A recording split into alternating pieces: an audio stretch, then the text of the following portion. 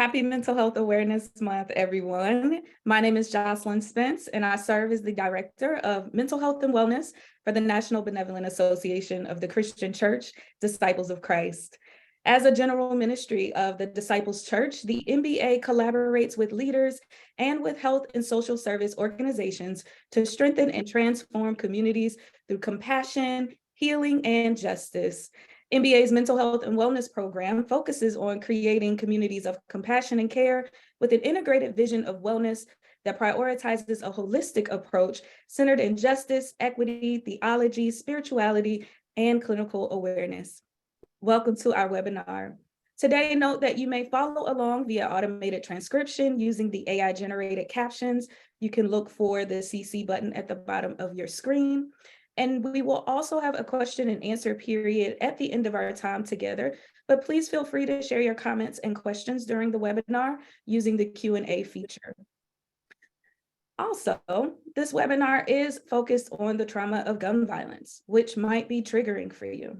So if you find yourself feeling triggered as we are going through our time together today, I do encourage you to take a break and take care of yourself. You can utilize some grounding tools such as breathing deeply, stepping away, or using the 5-4-3-2-1 grounding tool, which is looking around to see naming 5 things that you can see, 4 things that you can touch, 3 things that you can hear, 2 things you can smell, and 1 thing you can taste. As of this morning, the Gun Violence Archive notes that the United States has had 190 mass shootings since the beginning of 2023. And we just recently had breaking news of a shooting that is recently happened in Atlanta right now. And in 2022, there were a total of 646 mass shootings. It has been said that we have a gun trauma issue in this country, and it is clear that gun violence is a public health and mental health issue that affects us all.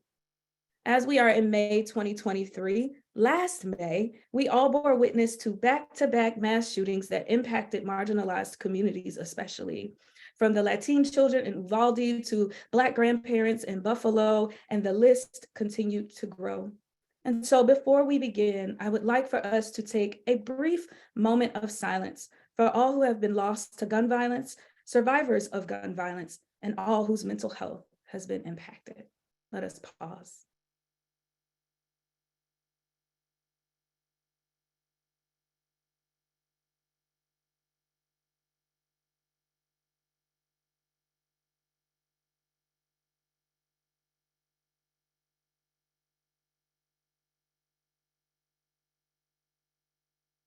Thank you.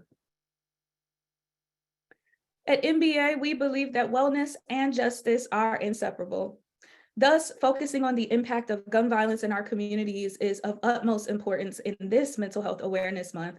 And I am pleased today to be joined by a panel of incredible professionals who can provide us with insight, experience, and rich wisdom on how to engage the movement against gun violence and how we can respond to moments of gun violence and care for our mental health and support the mental health of our communities. Today, we are joined by Reverend Terry Hoard Owens, our General Minister and President of the Christian Church, Disciples of Christ. Reverend Hoard Owens is the first person of color and second woman to lead the denomination. And since her election in 2017, Reverend Hoard Owens' ministry actively reflects the Disciples' priority of being an anti-racist church, being a movement for wholeness, and welcoming all to the Lord's table as God has welcomed us. Welcome, Reverend Terry. We also have with us Reverend Cheryl Briner, co-pastor of the Fireside Christian Church in Denver, Colorado, and former interim regional minister. She has worked in a variety of church and social service settings, has been ordained in the Christian Church since 1982, and has a bachelor's degree in social work from the Utah State University and Master's of Divinity from the Iliff School of Theology. Welcome, Reverend Cheryl. Also with us today is Greg Jackson, the Executive Director of the Community Justice Action Fund, a national advocacy nonprofit building power with and for communities of color to end gun violence. Prior to Greg becoming Executive Director, He served as the National Advocacy Director for 2 years, where he worked with communities, elected officials, community leaders, and impacted residents to advocate for proactive and preventative solutions to end gun violence. Greg also spearheaded the 2020 Elect Justice campaign that mobilized over 1,000 volunteers and connected with over 1.6 million voters across the country. Greg is a gun violence survivor himself, which has propelled him to become a vocal and leading voice on gun violence prevention for Black and Brown communities.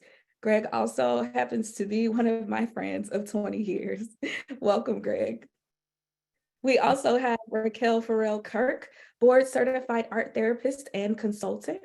She has a master's degree in clinical psychology and art therapy and has been a direct provider of art therapy services for over 20 years, working in settings ranging from schools and hospitals to therapeutic programs and private practice. She was the lead art therapist at the Coral Springs Museums of Art, various Art for Healing programs, including those developed in the wake of the school shooting at Marjory Stoneman Douglas High School in Parkland, Florida. She subsequently became the lead mental health professional for the Power of Art, a public art and art therapy partnership throughout the cities of Coral Springs and Parkland that was awarded a $1 million grant by the Bloomberg Philanthropies. Welcome, Raquel. So to get us started, I'd like to invite each of you to take a few minutes to share with us how gun violence has impacted your life and your work.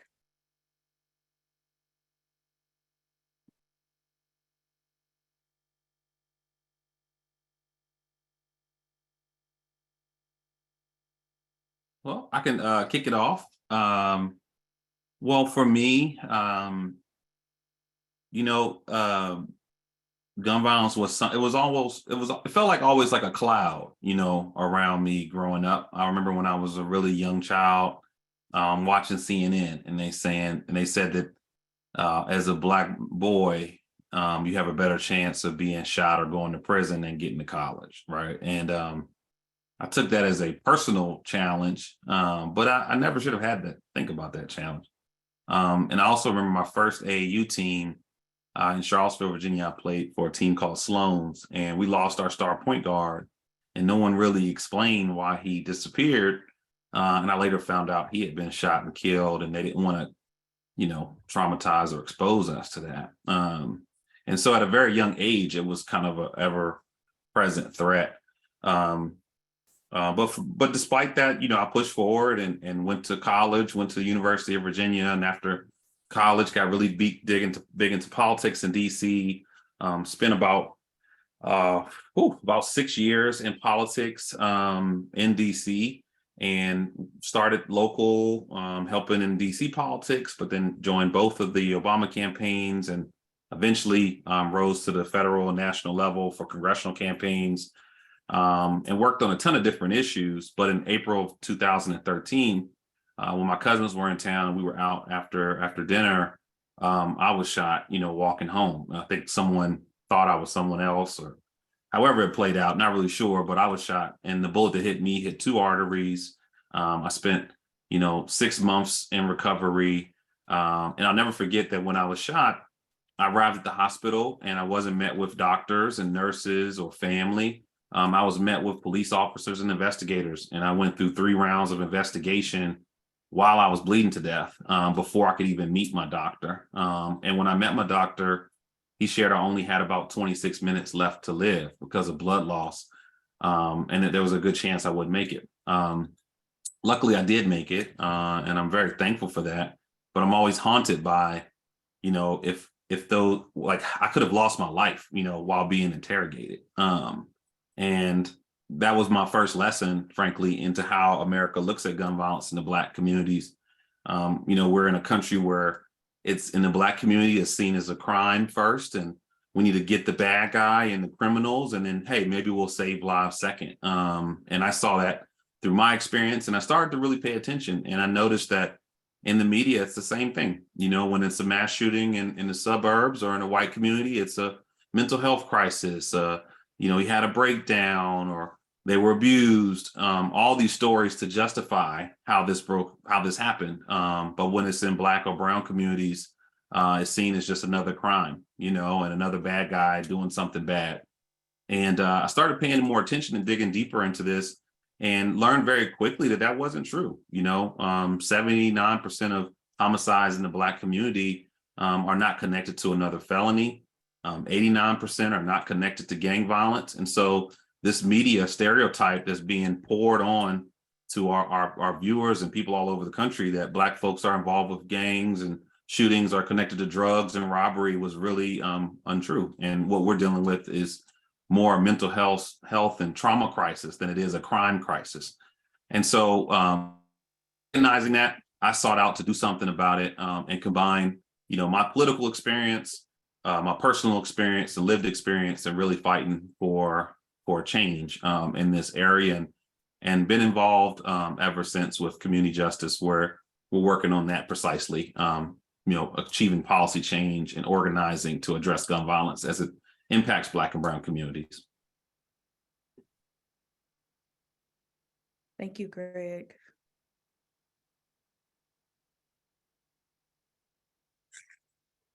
I guess I can go next. My name is Raquel. I'm here in Florida, as you heard in the introduction, and I just was the therapist that happened to be in the community when the gun violence struck home for that area. And sometimes that's how we get into this work. It's just about, sometimes it feels like, when is it going to come to your community, not if. So it's just about, kind of how you respond when it does come to your life or to your community. So I'm grateful that I was able to be part of a community support response and a community recovery response.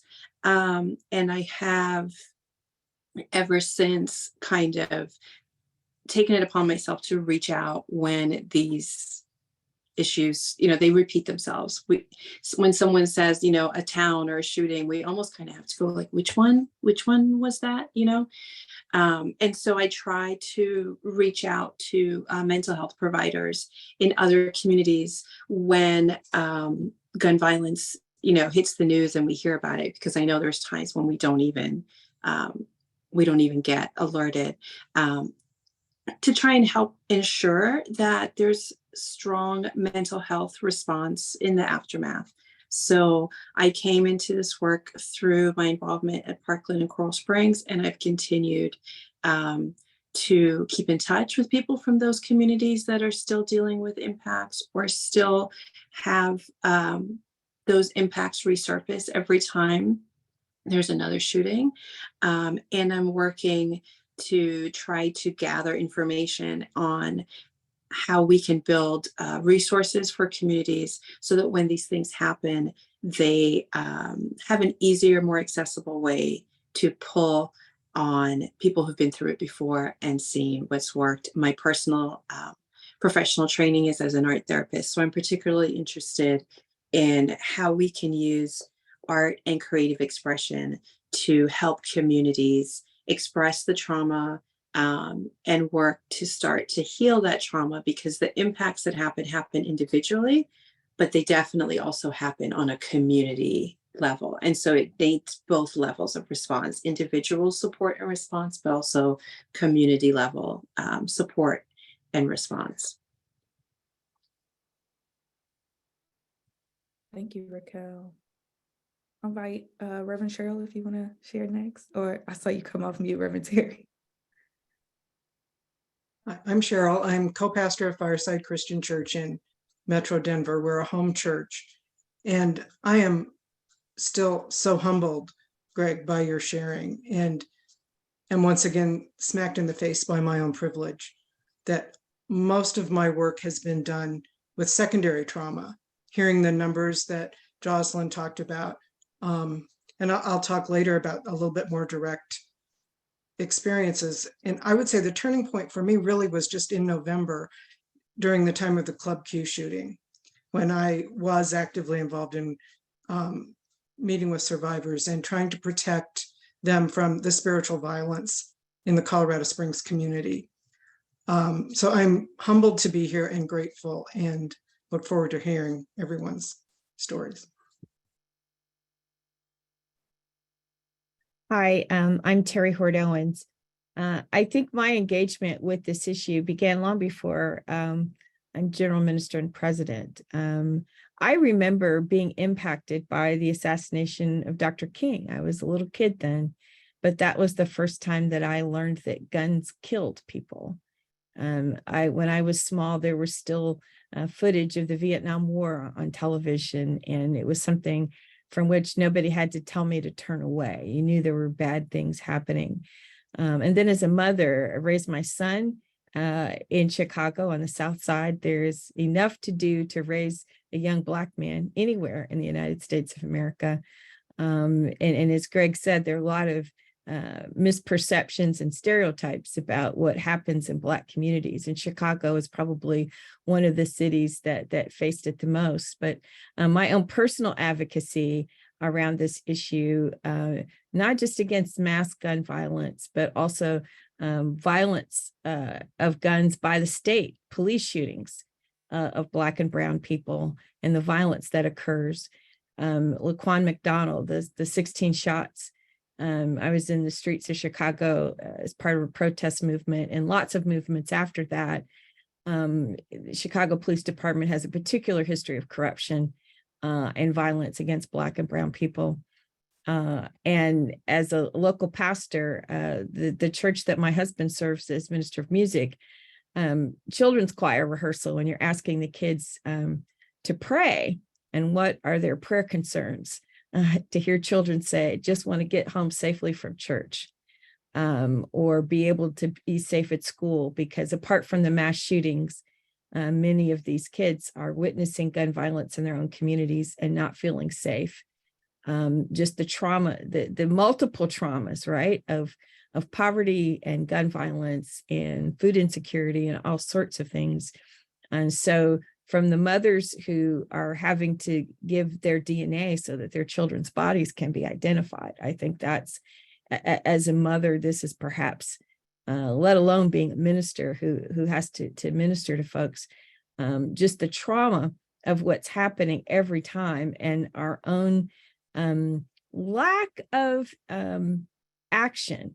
And I know we'll talk about this more, but I've grown weary of issuing statements and trying to issue calls to action, because as a church, not just the Christian Church Disciples of Christ, but the Church Universal, until we figure out and are committed to taking action and calling for action collectively, the thoughts and prayers only go so far. So as a mother and a local pastor and someone who has always cared about the communities in which I live, the idea that my 11-year-old niece does active shooter drills and not tornado drills that I did when I was small. This is a reality in these children's lives, and it's having an impact. And to just speak about it really is not quite enough. So as a pastor, as a mother, and now a new grandmother, I'm concerned about the world that my little Zachary will grow up in, another young Black boy who will have to figure this out and perhaps be like Greg, assumed that he's done something wrong if he's the victim of any kind of violence. So there's lots of layers to this, I think, for all of us, and a lot of intersectionality, multidimensionality to how we experience this. Thank you. Yeah, all of you, have mentioned some of those ways that you've responded to gun violence, being with people who have experienced gun violence, experiencing it yourself. And I can remember when Greg was shot, and interestingly enough, I defended my master's thesis for my counseling degree that day, and then jumped in the car to come to see him in the hospital. And so I am very grateful, for the recovery and the movement forward, that he has made. And so knowing the impact, right, of getting those calls and how traumatic that can be for those who have been shot and those who are surrounding them. So I'd like for us to go a little bit deeper into some of those experiences to give that context to those who are here. And before I invite you, Reverend Cheryl, to talk a little bit more about your experience there in Colorado with those who survived the Club Q shooting, I do want to acknowledge those in the chat who are sharing about the people that they have lost and the experiences that you all have had. And so I want to thank you for your vulnerability and sharing that with us here in this moment as well. So Reverend Cheryl, if you want to share a little bit more about that experience. Thank you. Again, I'm humbled to be part of this. And really, most of my experience and my experience as pastor has been dealing with the secondary trauma of people. My first memory of us dealing with it as a community was the Columbine High School shooting in 1999. And at that time, most of the kids in our home church were that age. And I just remember really just sobbing every time we talked about it. And we stayed very close to each other during that. And then in 2012 was the Aurora Theater shooting. And we had people in our church who knew people who were affected. And so the thing that really struck me in thinking about this was, as time has gone on, we don't have time to breathe between traumatic events. We don't have time to process. We don't have time to really experience that with each other. Our church community has been fortunate that we can tell stories and love each other and grieve together. And then for me personally, when the Pulse nightclub shooting happened, I had just finished leading worship and I was driving home when I heard it on the news. And I had a visceral response that the people who were shot in that shooting were shot because they were like me. And because I am a lesbian, I had friends reach out to me to let me know they were thinking about me during that time.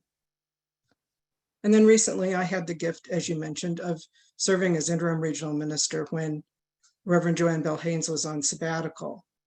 And she and I happened to be in the area near Club Q the weekend that the shooting happened. And again, in a different way, those were my people than victims of other shootings.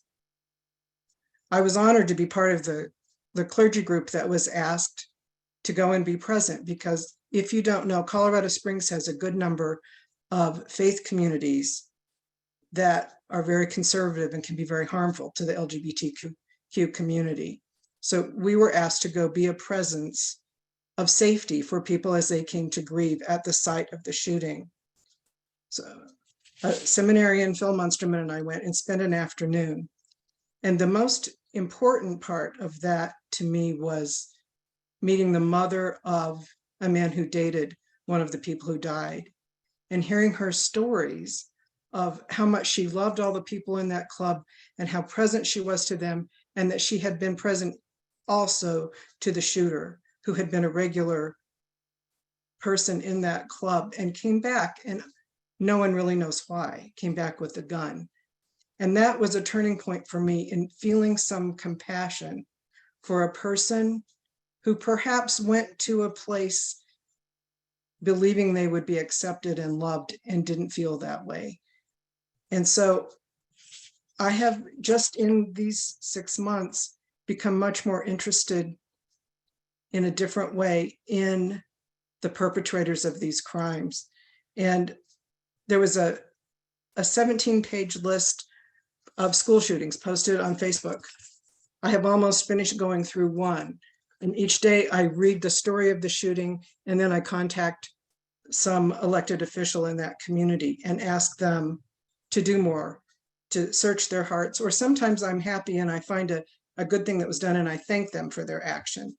But I do think in terms of the mental health part, we need to, yes, attend to each other in grieving, yes, attend to the victims, and we need to do some preventative care for the people who could be the shooters. So thank you.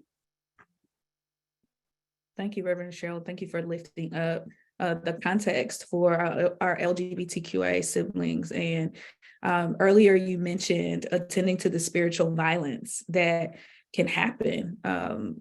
Is there any more that you can say specifically to the spiritual violence piece and how we might, as we think about our clergy who are listening, be more compassionate in this work? Well, part of it was, my understanding is people were actually approached and asked to repent of their sin of being part of the LGBT community. And when I went down, I wore my stole that has hearts in the rainbow colors. And the woman who approached me came up and said, "Are you one of those badass preachers that came to protect us?" And I said, "Indeed, I am." We have to be present. We have to let our love be known. And something I forgot to say, because I got so caught up in myself, is Alliance Q gave us 200 copies of Colors of Hope to distribute to people after that shooting. And 100 copies went to Colorado Springs and 100 copies went, and they were distributed to the 5 ONA churches we have in the Denver and Fort Collins area. And as a result of that, we've had book studies on the book. We've given that book to different LGBTQ centers. And I believe it's a result of that. We have representatives from all of our ONA churches in Metro Denver going to the Pride Parade this June to say, our church supports you. Yeah, that's wonderful. Thank you so much. And I'm sure that our tech people will be able to put the link in the chat for the Colors of Hope book that our Disciples Alliance Q ministry has put out. I want to invite Raquel, if you can share a little bit more as we're talking about trauma, from your expertise as a therapist, some of the things, especially with our youth that you have worked with, and this community response that you've been able to organize. Yeah, would you like me to speak to kind of what some of that trauma shows up like? Yes. Okay. So one of the things that happens, trauma by definition is something that just really overwhelms us, right? And really calls into question our everyday beliefs that we walk around with. And so we walk around with the everyday belief that there's a certain basic level of safety that we have. Many of us have the privilege of thinking that way about our communities, or thinking that way about our schools or our homes.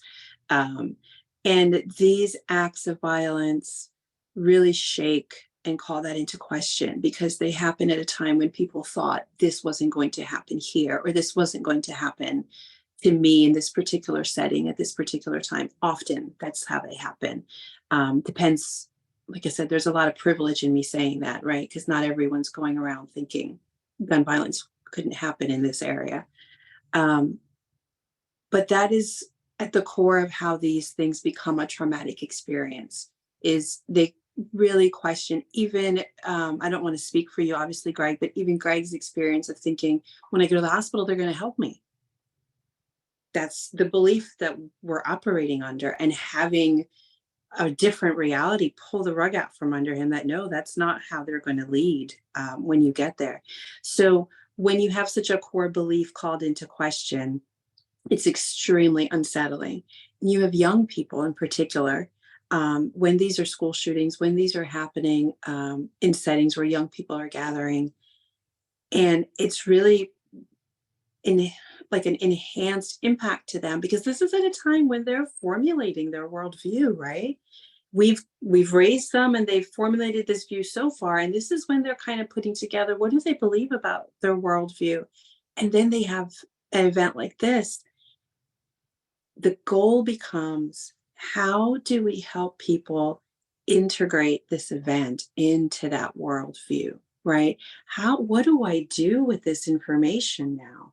I can't pretend it doesn't happen. I can't pretend it doesn't exist. So what does this mean? Does this mean that the world is a terrible place? Does this mean that I'll never feel safe?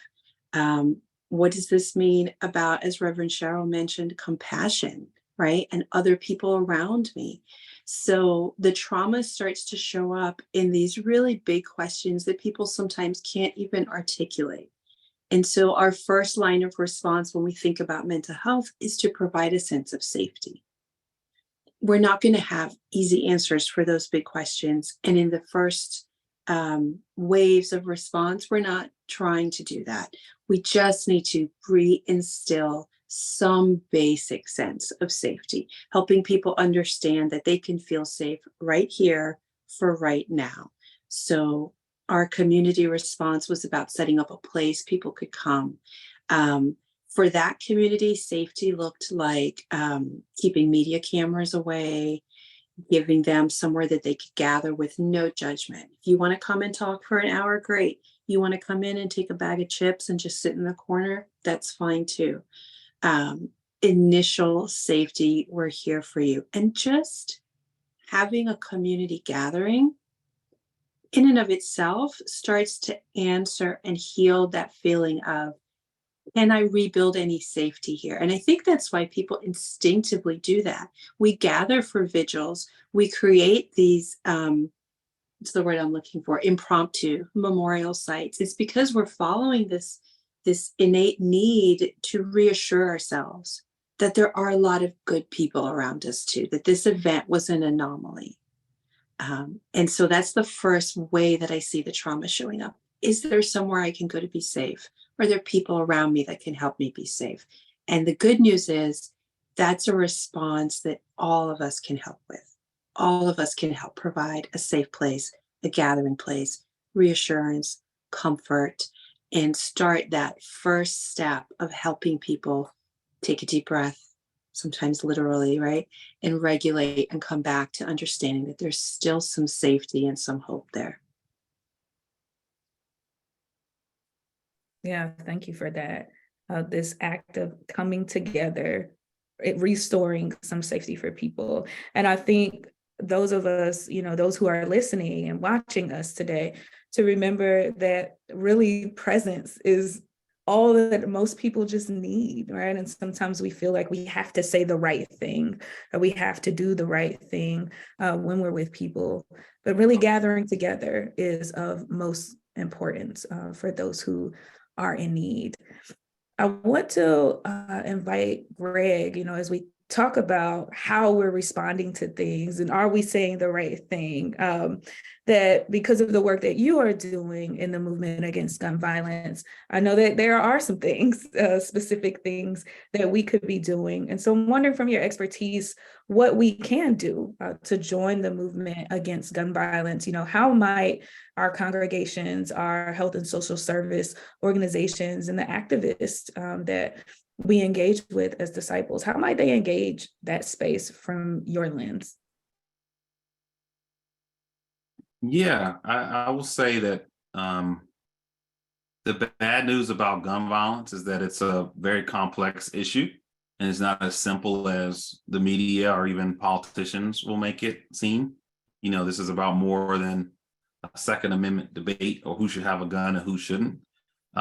This is really a public health crisis, and public health crises are complex. They require multiple approaches.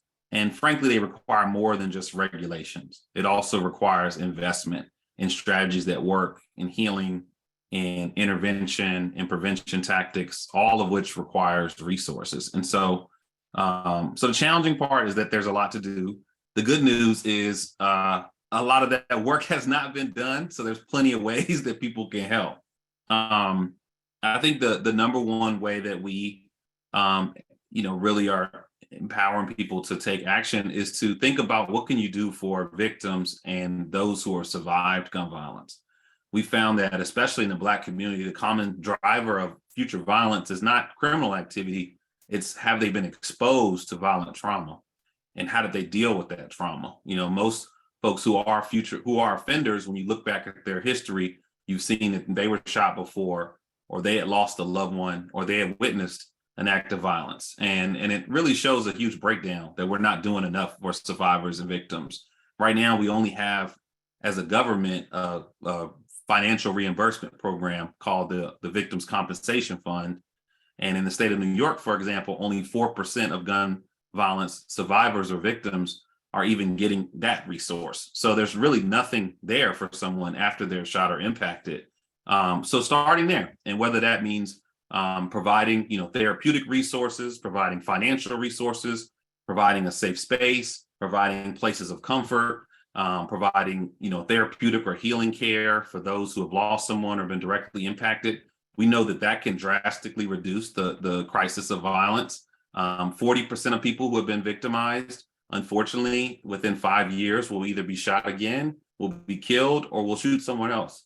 And so if we can chip away at that 40%, we can make a big dent on the issue of violence, independent of the big regulations and laws. The second big thing is really investing in the communities that are most impacted and the people that are most impacted.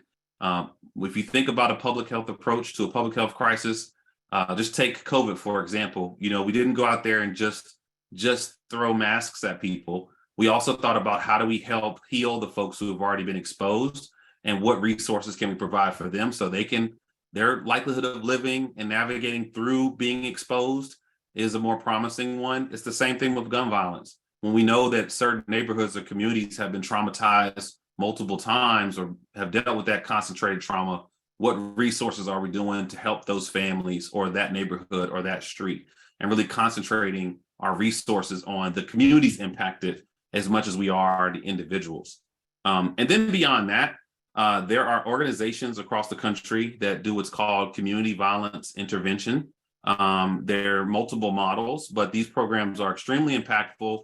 Some of them have seen violence reductions in their cities of 60% over the course of 5 years. They just did a study in Baltimore. One of the programs, Safe Streets, in all of its focus areas, saw a 23% reduction in violence. And so these programs are really impactful, but they're also grossly underfunded. And there are thousands of them. Pretty much every major city has some organization that's doing some type of community-focused violence intervention program. And so partnering with them could be a really easy way for your faith-based organization or even your own personal time and energy to be invested in something that works and something that's serving people who have been impacted, intervening conflicts, or working with those who are at risk either before or after an incident. And I think lastly, just get involved. I mean, honestly, this fight there are so many different policy fights that are happening. And if you want to get into that world, right now we're seeing multiple states pass permitless carry laws, which is a really scary thing. But we're also seeing, we now have 10 states that have passed an assault weapons ban. So we're seeing positive trend in that direction. We have 38 states that have some form of stand your ground laws, which is a pretty scary thing. But in 31 states, there is state level funding for violence intervention and prevention. And so there are a lot of different strategies and tactics and policy movements around this issue, both in the good direction and in the backwards direction, if you ask me. But the real theme is the cities and states that are progressing are doing so because survivors and concerned citizens are at the forefront. And whether you're in a red state, I mean, we're seeing what's happening in Tennessee, where folks are fighting for change. We're seeing in Kentucky, a red state that's starting to take action. Places like North Carolina has made great strides to address gun violence, despite their, challenging political landscape. And so don't let the politics scare you away. Like, just dive in there, because there's so many different things we can do to address gun violence. But the real thing we need is more activists, more people speaking up, more people either investing in their local communities or pushing for change at scale. Yeah, thank you for that, Greg. That was rich information. I definitely encourage, people to watch this again and jot down some of those notes. And it connects me also to, Reverend Cheryl mentioning going through those different schools, those shootings, reaching out to those politicians to either thank them, right? Because there's some great things that are happening. We don't want to completely lose hope, but also reaching out to hold people accountable to showing up, to supporting and protecting the communities as they are to, as our officials. With that, I want to invite Reverend Terry and also, Reverend Cheryl, as we think about any theological implications or understandings that we really want the church and community to know as it pertains to this intersection of gun violence and wellness, and how we are caring for our communities and how important it is that we show up in this multitude of ways to care for our communities. Sure. Thank you, Jocelyn. And yes, what everyone has said has just been so rich, and I'm sitting here soaking it all in. And theologically, it is, you'll hear me in the church say, in God's limitless love, right? If in fact we are followers of Jesus Christ, and we hear that commandment not only to love God, but to love our neighbor as ourselves. And Jesus says, by this, people will know that you are my disciples if you have love for one another. And so what's love? Love is a dangerous, and it should be a pretty revolutionary thing. To want for others what you want for yourselves is not just a platitude or something that you put on a Hallmark card or even a verse that you quote. It requires some sacrifice on all of our parts to have a world where we are free of this kind of trauma. And violence requires that we'll have to roll up our sleeves and engage in that activism that Greg has talked about, that we will see doing as part of ministry.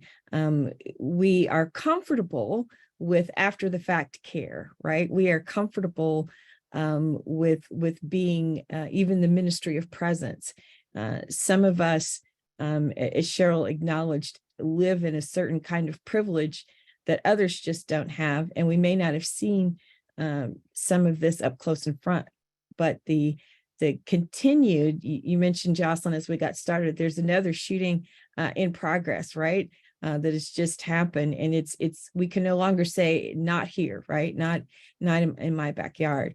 And that's why as theologically diverse and as ideologically, politically diverse as many members, not just of our own denomination, but in all of Christendom are, until we see this work of activism as part of the living out of our love for our neighbor, we'll continue to be viewed as irrelevant.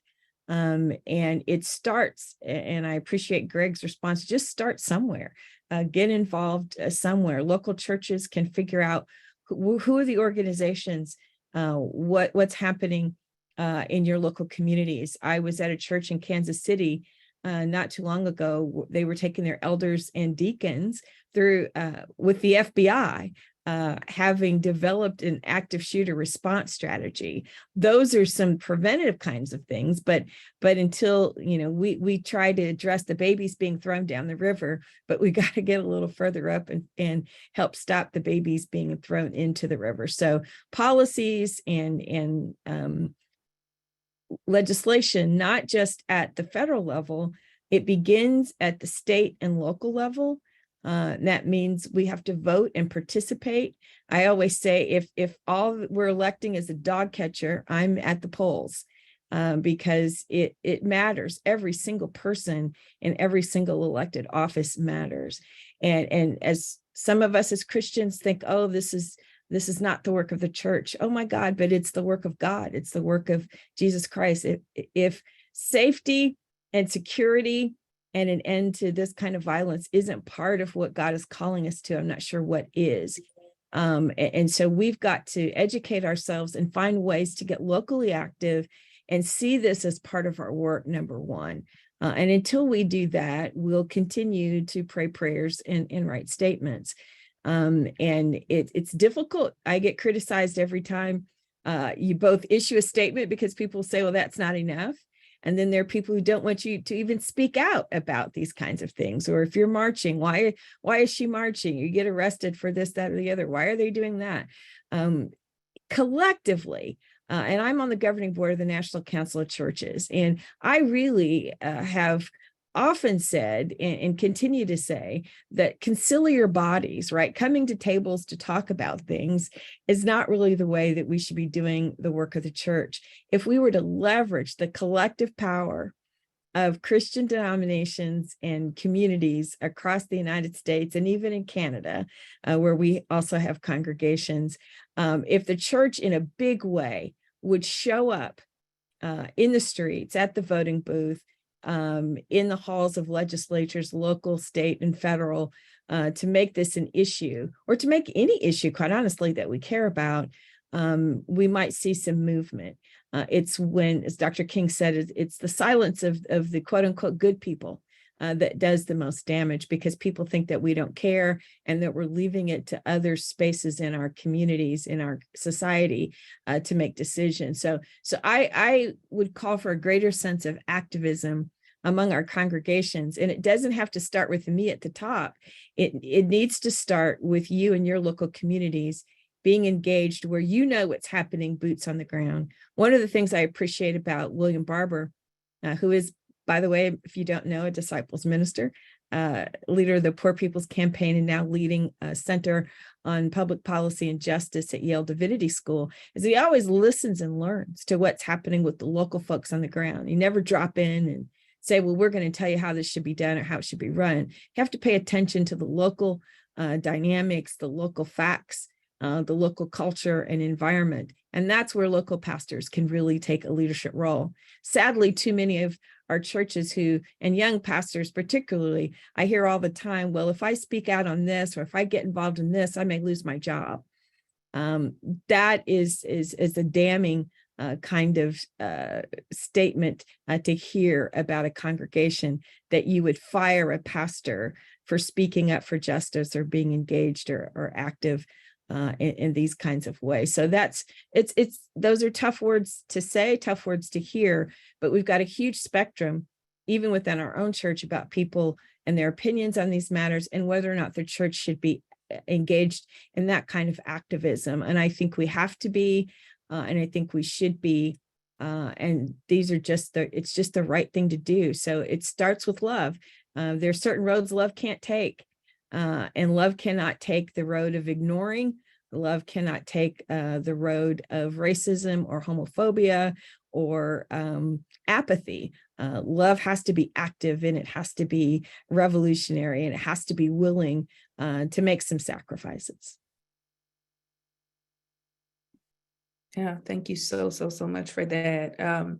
As you talked about connecting with local people on the ground, right, and starting right where you are. And I see that someone put in the chat about, what if someone is in our congregation who is in this space of wanting to be violent, right, and feeling angry, and how are we able to hold that space for them and to know what's happening before these moments are happening? I want to shift back to Raquel for a moment here around the ways that you all have been able to utilize art. And if you can speak to that a little bit more, because it's the connection that I'm making in my mind right now is how we can have these creative spaces where people are sharing and engaging in that space. And then we are connecting and we're knowing what's happening with them. So if you can speak a little bit more about that.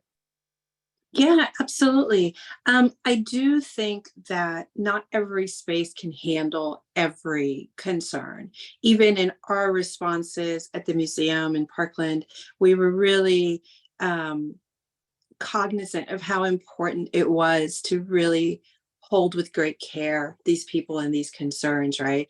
And as Reverend Cheryl pointed out, that can include people who are struggling and that we want to intervene before they become a perpetrator, right, as they're struggling.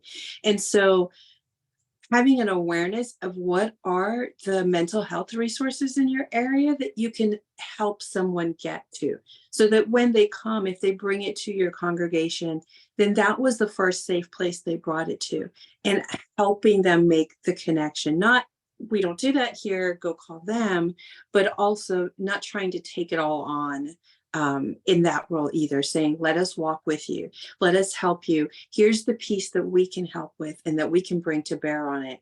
And this is so important. We really want to make sure that we get other resources to help you too. And then in terms of the role of creativity and art in that healing process, self-expression, right? It's such a basic need. We're all on here today, like talking, this is self-expression. What do you do when you have things that it's too hard to articulate? What do you do when you are afraid to articulate them? And so we have found through research and through lived experience that if you can utilize and harness the power of creativity, it provides a tool for expressing things where words will sometimes fail us. when you're dealing with the other side of it and the trauma too, Jocelyn, you mentioned like grounding techniques, at the beginning. One of the things that happened with trauma is a real inability to marry higher level thought processes with what we've been through. The two are just completely disconnected, right? And so when we're trying to heal people from a trauma, the art helps bring them back into their bodily sensations, and it helps them connect with experiences that they probably didn't put a word to. So they can't pull it up with words. It didn't go in that way. It didn't get stored that way. Our brain shuts down. That part of our brain shuts down when we're in these really difficult situations.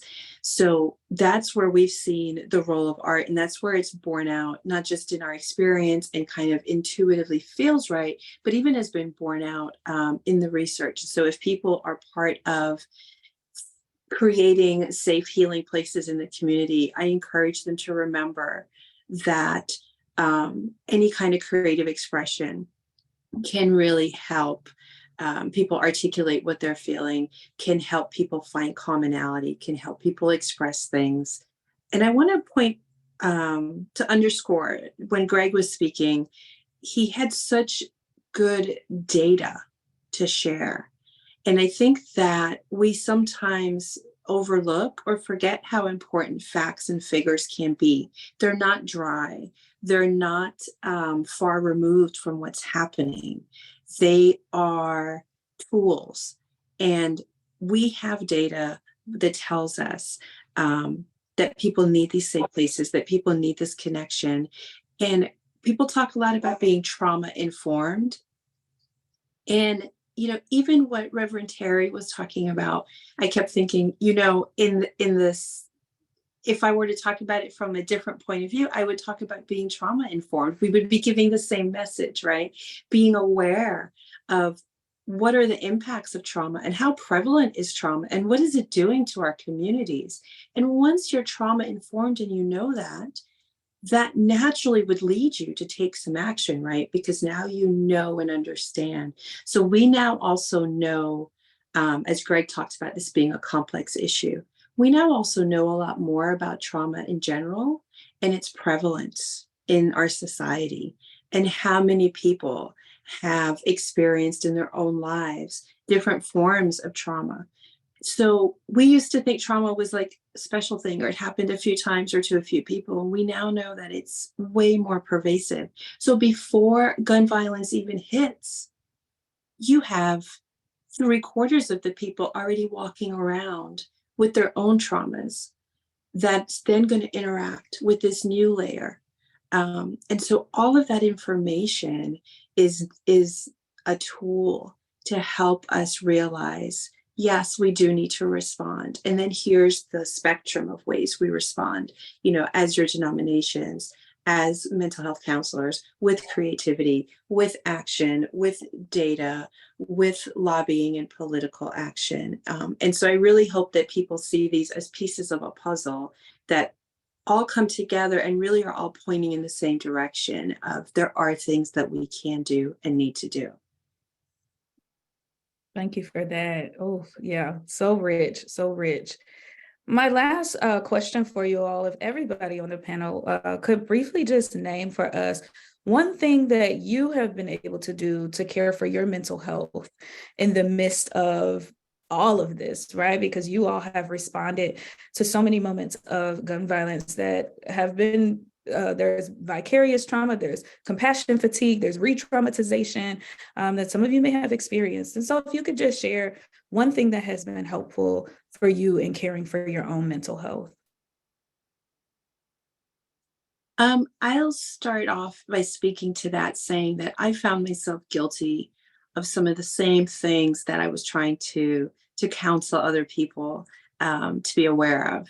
And one of the things that I struggled with the most, and I saw a lot of people struggle with, was comparison and wondering if they were worthy of needing help for their trauma. Well, I wasn't there that day, or I'm just the pastor, or I'm just the person helping, or I'm just working on advocacy, right? I don't really get to feel impacted. I need to kind of leave those resources for other people, or it's not really going to affect me. But the truth is, these impacts ripple out. There was a researcher after 9/11 that talked about zones of sadness that emanated outward. And I think in this day and age of it's everywhere. It's on our social media. It's in the news. It's everywhere, right? So we're all in some zone of sadness. And you might be in a zone of sadness that's a little further removed today, but maybe the next time, it's compounded because you're a little closer. So don't underestimate that thinking about, talking about, and working even on what might feel like the fringes of this can have an impact. One of the ways that I dealt with that was watching my media diet. So when I was actively working in these communities, I didn't watch any news about it. I didn't watch any news about trials. I didn't, even fiction and things that I was reading in my own time, I made sure I steered clear of things that were going to bring more heaviness or more. And so my advice would be, don't underestimate it, be preventative about it, and save that for that part of your life, and have things that are very different and removed from that in the other part of your life.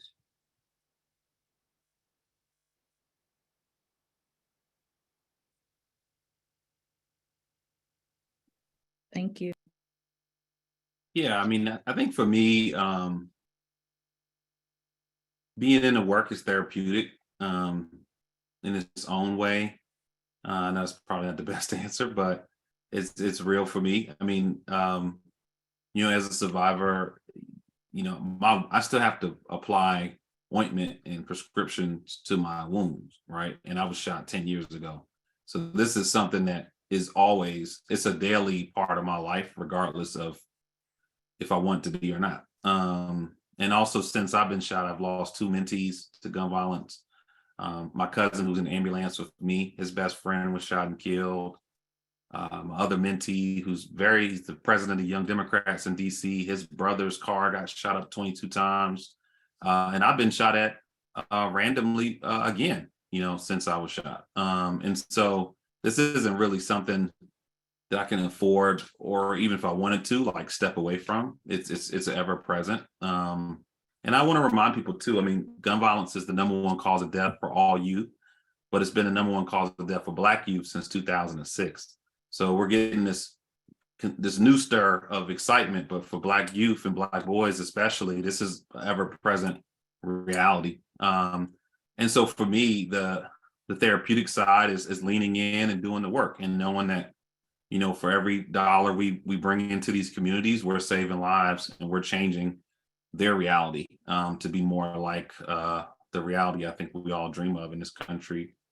But beyond that, I mean, I love sports too. I play sports, and I also try to make sure that I also just know the media is what it is. The media is here to sensationalize. They're not giving a clear picture. I mean, if they did, unfortunately, we would see gun violence every single day. I mean, this is not something that doesn't happen every day. It does, but they choose what they want to highlight and don't. And so, similar to Raquel, I have my own diet of how I consume content, and I like my, NPR, and I know what social media accounts I go to. I decide what I consume versus just letting the media decide what's important. And that's also been a pretty healthy way to navigate life. So I would encourage everyone to do that, because especially our national outlets, they're not thinking about the reality or the solutions. They're just thinking about the clicks, even if that equals trauma. So I'll be careful about that too. You. I think I would be remiss if I didn't lift up just spiritual resources, and that's something I think that as a Christian, or just have to be part of your daily diet, to kind of steal your mind and your soul for all the things that that you have to deal with. Kelly Brown Douglas, who's a scholar in the Episcopal Church, her latest book is called Resurrection Hope, and she wrote it in response to her, and she's a Black woman, to her son saying, well, what's the use, right? All of this violence is happening in our communities. It's happening in Black communities, mass shootings, et cetera. And she simply reminds us that the hope that we have as Christians really does lie in Jesus. It's not a blind hope. And there's a difference. I just came back from Israel, Palestine, and one of the Palestinian scholars we met said there's a difference between optimism and hope. Optimism we can get really sugary with, and hope still maintains that there is something better, that there is something that can be done. So I would just encourage, whatever your spiritual practice is, quiet meditation, prayer, the things that you read, as well as the media you consume, the things that you feed your spirit matter, and making sure that you have people and places into which you can retreat, and people that you can talk to, be it professional resources, certainly, but just safe spaces with friends. But I got to remind people that our spiritual growth and development, if you profess to be a Christian, is really, no matter what your faith, actually, those spiritual resources are really, really important to gird us up for all the stuff that life throws at us. We're coming out of pandemic,